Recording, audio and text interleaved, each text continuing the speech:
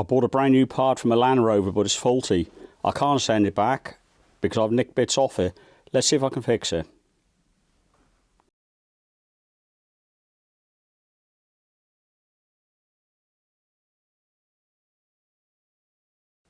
Hi, welcome back to Mike Makes It. We're on the bench with a part from my Defender. The part number is an LR016319. It's a fuel pressure regulator, and on occasions they leak. Mine's leaked twice now, 2 different regulators have been on there. It's fairly common. Unfortunately, the fuel leaks onto your starter motor and your transfer box, and you start getting issues there if you don't get to it straight away. And obviously with fuel leaking, that's never a good thing. Now, I bought a brand new unit from Paddocks, Land Rover distributor of parts. A very good price. Unfortunately, on this occasion, this part is definitely faulty. Basically, I put it on the vehicle and it leaked fuel. It was originally leaking from where a fuel regulator should be, but I had to nick that and put it on the old unit I took off. For the reason the casting is very poor. I'll show you what I mean. Right, there's the casting. It's been machined, and if you can see, I don't know if that's coming over on camera, hopefully it is, there's hundreds of channels. Those are impressions in the casting. It's probably been machined on a mill with a fly cutter of some description, but it's a very coarse finish. And because of that, those channels you can see, or grooves, do act as channels and allow the fuel to leak. There's a gasket that sits in between this unit and the cylinder block itself. There it goes. The cylinder block itself. But even that gasket, it's a metal gasket, that was marked by those markings in the casting. So what I'm going to try to do today, because I suspect Paddocks won't have this back after it's been cannibalised, even if I explain there's a problem with the part, I'm going to try to smooth that surface down. Now, I could put it on a mill, but the casting doesn't really lend itself to be bolted down terribly well. There's no real good flat mounting surface. So what I'm going to try to do is, on an Aldi chopping board, this is made of stone of some description, it's fairly flat. I'm going to stick on some wet and dry paper. I've only got 400 grit. I'm going to think coarser. I'd probably use 180.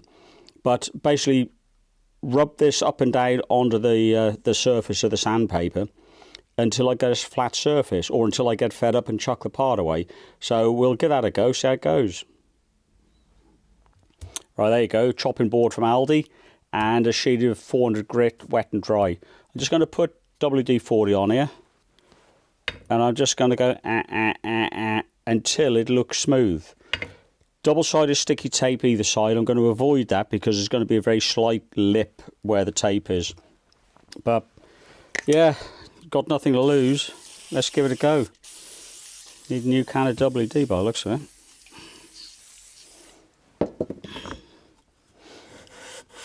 I've got to keep it as flat as I can to the surface for obvious reasons. If I start doing that, it's not going to be very even. So round and round we go.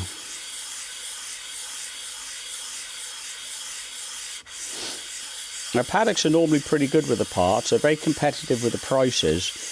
But unfortunately, and they may not be aware of this, I will let them know. I will email them and tell them I've had issues with this part. And I'm sure they'll sympathise, but won't send me a new part. But I might be mistaken. I'll let you know in the comments. There's some aluminium coming off. You can see the paper's changing colour. So let's give that a bit of a wipe over with a rag and have a look. Gee, that is coming down well. Let me zoom in on that. I can't feel any ridges, and I've barely started. So I'm going to give that a little bit more, of a few seconds longer on the wet and dry. I'll give it a clean, I'll come back. That's considerably better. Yeah. I'll see if I can do a side-by-side image on the screen for you, before and after kind of thing, but I reckon that's okay. I'll give it a clean, then I'll show you the regulator going in. Yeah, I reckon that's lovely now. Certainly it looks as smooth as the original one I had. So what I'm going to do now, in the little box here, there's the old one. You got a couple of O-rings on it, but I think the problem was fuel was leaking out of here. There's going to be an O-ring in here somewhere because this is a pressure regulator, and the fuel was leaking out of here. Could have been leaking around the O-ring, but I don't think it was on this occasion. When I took it out of the regulator, it's actually split the O-ring here. There's 2 O-rings on it. So what I'm going to do with a new regulator I'm going to put in, I'm going to just lube this up with WD, press it in, and away we go. There's a lot of these regulators on eBay. I was trying to get a good quality Bosch. I don't know, this is a Hongerwin, so obviously this is a top quality one as well. We'll give that a go. Interestingly, most of them claim they're 4 bar in the sense of pressure. The one I had from Paddocks was rated at 3.6, but the claims are that these are for the Defender. So we'll try it. What's the worst can happen? There you go, you got your O-rings on there. So it's a matter of just a little drop of WD, and that gets pressed in here. I may have to do that off shot, but it may go in by hand. Then there's a big C-clip that fits in there. So yeah, I'll just give this a wipe over, and away we go. All right, WD-40 applied.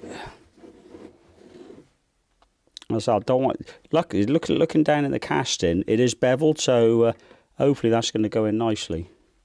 We'll see. I don't know if I'll be able to press it in. No, I'm going to take to the vise and bring it back to you. That's what it looks like before it's pressed in. Right, that went in. It was a bit of a fight. Nevertheless, it's in there now. There's your big C-clip. I'll call them C-clips. Just see if we can put that into place. Then we're good. Just want to make sure it's fully seated in the slot of the casting.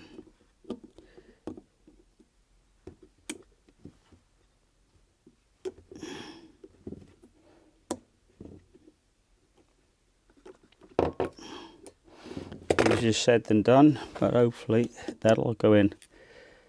Bear with me.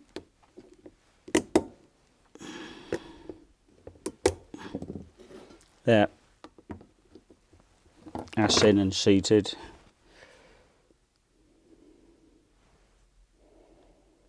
So there you go.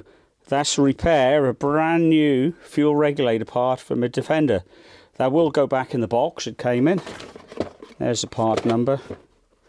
I'll put all the part numbers for the gaskets you'll also need in the description. And there's a little O-ring you need also. But yeah, hopefully I won't need that for a couple of years. Maybe I'll do a video if I do need it again. But hey, thanks for watching Mike Makes It.